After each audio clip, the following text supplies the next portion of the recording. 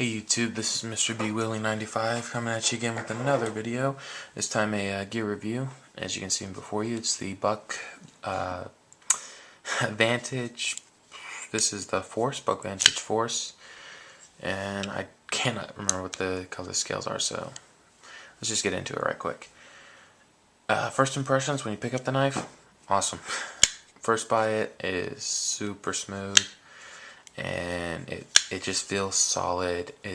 I have really large hands, and it's not that big a knife, but it fits, and the ergos are awesome, just awesome. And this is my third Buck knife, so could kind of say I'm a little biased, but you know, everybody is.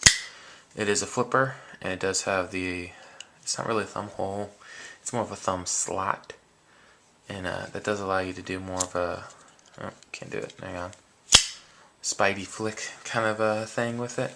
Doesn't work all that well, and it does allow for a nice, slow, smooth opening.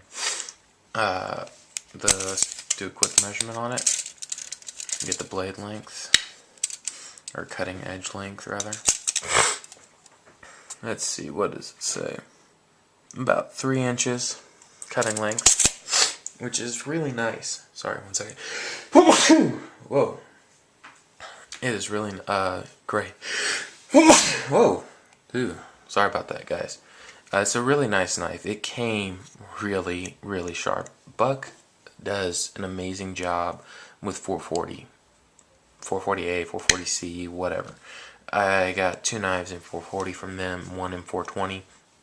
And both of them are like some of the sharpest knives I've ever gotten. One of them was pre-owned. It was my pawpaw's. Yeah, and that's a bigger fixed blade, but I mean, they take an edge and they hold it really nicely. And I don't have the most experience with steel. Most of the steel I've had experience with is ATR 13 MOV, 440, 420, and AUS 8. And that's pretty much it.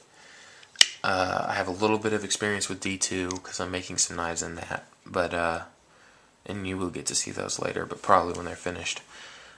But yeah, the 420 here, it surpasses everything that I've really handled before.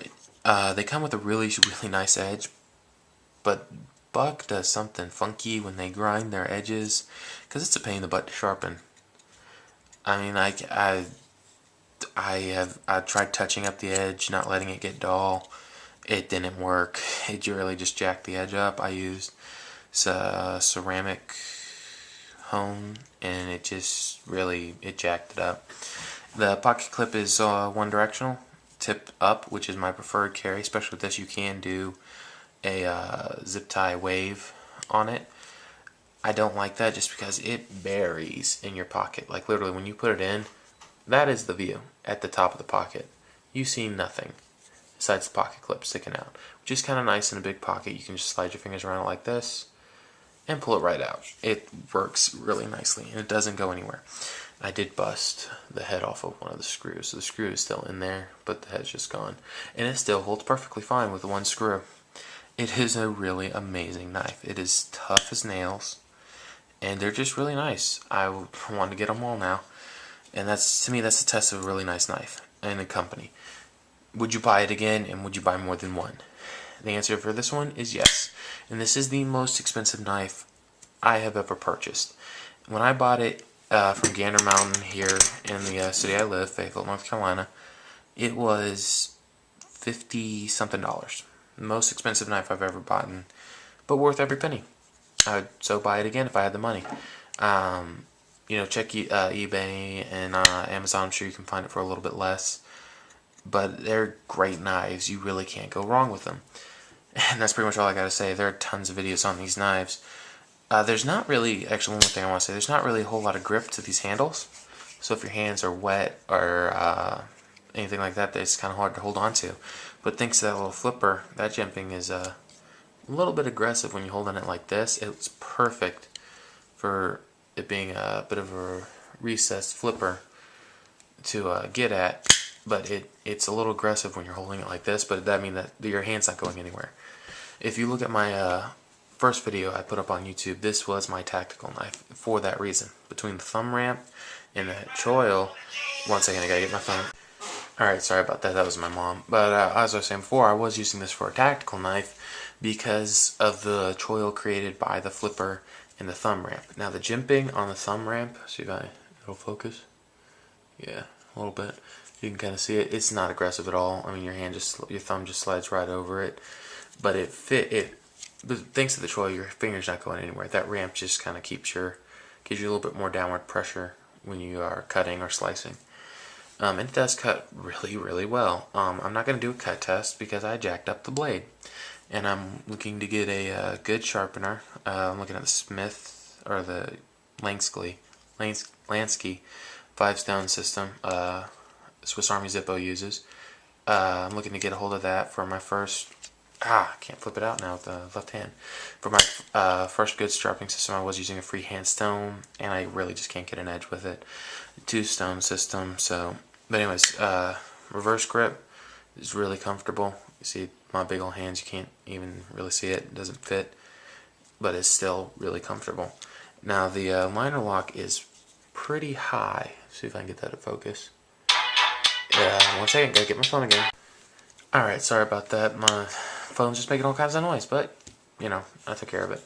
I was talking about this before, is the liner lock. It's not jimped, so... I don't know, some people want it, some people don't. It doesn't bother me because, see if I can show you, that's the liner. You're looking straight at the liner. So they cut out the other liner and this finger, or this scale, so nicely that it raises really high and you can just press right into it. And it just folds. It's really nice. Now, I did mess this up a little bit. Again, I bought this knife when I was still learning, and I messed up the lock. It was a lot earlier, not like terribly much earlier, but a much better lockup than it is now. I messed it up because it was sticking, and you know, when you're young and you infinite knowledge, you just do things. So I messed it up pretty bad, but the blade centering, see how it looks? Looks pretty good. The blade centering was dead on when I bought it, and then again, just kind of messing around with it, I messed it up a little bit. So it's not as smooth or as nice as it was when I bought it, but it's a work knife, and everything I did to it, a little bit of tweaking, and it pretty much went away. You get a little bit of grit in the action. It does, let me see, yeah, it does not have bronze bushings, I believe it has some plastic ones. I don't really remember what they're called, but it's smooth. It's plenty smooth. If you get some grit in the action, all you have to do is take some WD-40, spray it in there, and do this, and you're good. It's not flow through. Some people won't like that. I don't generally like that because it builds up dirt on the inside. You can't really see it, but this thing's filthy. I've taken it apart and cleaned it, and it still gets filthy, and I don't even carry it anymore. It's my backpack knife, so yeah. But that's pretty much going to do it for this review. I'm going to just real quick roll in some of the competitive options that I have. None are near this quality, but they're all good knives. The first one I'm going to roll in is my tool bag knife, Ontario Rat 1. And you can see around the thumb stud it was the black blade, and I really didn't like that. I thought I would, and I'd be okay with the wearing off, but I wasn't. So I took a Scotch-Brite pad and scrubbed it off. It's got a little lanyard on here because it's in a tool bag. It makes it easier to pull out. Sorry. It's Aussage steel, Ontario Rat 1. It's a great knife. It is bigger. It fits my hand a lot better, and I am a large to extra large glove hand. So, yeah, take that for what it's worth. This one has much more aggressive jimping on the top and still not that aggressive. The Cara 2 that I gave to a friend, that had like perfect jimping on the spine of the blade. But this one does have bronze and some kind of plastic bushings in the pivot here, and it is amazingly smooth. I mean, this $28, can't go wrong with it. Now, if you asked me which knife would I prefer, I would ask you what's the task. For a straight up tactical knife, I would prefer this, because this big choil and the better jimping. And it's just larger, it fits my hand better. If you said a hard use knife that I would not be afraid to thrash on, and it still come back working, I take the buck. And one more competitive option is the Kershaw trimmer. And this knife is awesome. But again, this one is a tactical knife. It's not really a utility blade. It's straight up tactical. And yes, they are usually speed assisted. Mine broke. So if you look. Yeah, no spring. So push it. Right there is where the spring would flick it out. But I broke it. So, but still, it's an awesome knife. But these two are pretty much designated tactical. This one's more utilitarian than this, but it's still, these are more of a tactical role for me just because of their sheer size. This one is more of a flexor knife. It can go into tactical or it can go into utilitarian.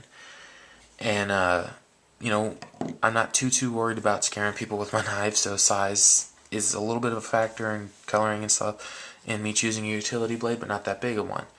I'm a military town. We're in a military town here, so not that big of a deal. But yeah, these are the 3 competitive options I have right now. I would put the Cara 2 down here, but I don't have it. I gave it to a friend. But yeah, I mean, these are all great knives. This is the most expensive of the lineup. Let's put them in a row right quick according to expense. Sorry, couldn't remember how much that cost. These are great knives, but these are also, this one's made in Taiwan, this one's made in China. This is US made. And for me, US made wins every single time. I just prefer it. This one is jimped on the liner, and it has some features other people would prefer, like a 4-way positional little pocket clip. And you can tell this thing is worn. Used to wear it all the time. Take it swimming, I get all that, and the Osate blade, it doesn't rust. I mean, it's got a little bit of rust spots from where I rubbed it too much with a rough grit sandpaper. But other than that, it's awesome. So, yeah, this is not really a review of this knife. Sorry, I'm going off on tangents, but it's a great knife. So, any knife you choose out of these 3, you can't go wrong with. But for hard use, and I mean, this isn't the thickest liner for a lock, and it's not the toughest knife out there, but it's great. For $50, US made, buck warranty, the whole bit, it's just an amazing knife. I mean, you can't go wrong with it. Worst case scenario, you take it back if you don't like it. But, I mean, great knife. So, thanks for watching.